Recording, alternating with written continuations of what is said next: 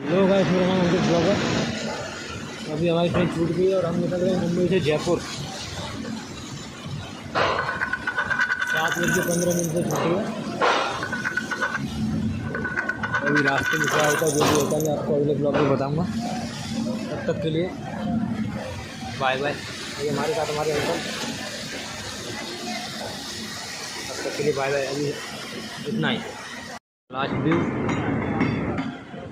आज से Mumbai bye bye. मिलते हैं अब सुबह जयपुर में 11 बजे। ठीक है, जयपुर में सुबह 11 बजे हम लोगों को ये उतारेगी।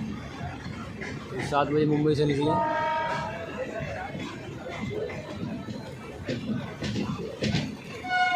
हम लोग आए 3 दिन हो गए मुंबई आके।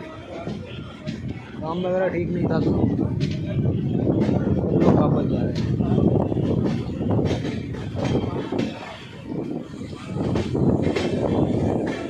तो अभी के लिए बाय। मिलते हैं अगले ब्लॉग में। बने रहिए मेरे साथ अगले ब्लॉग में।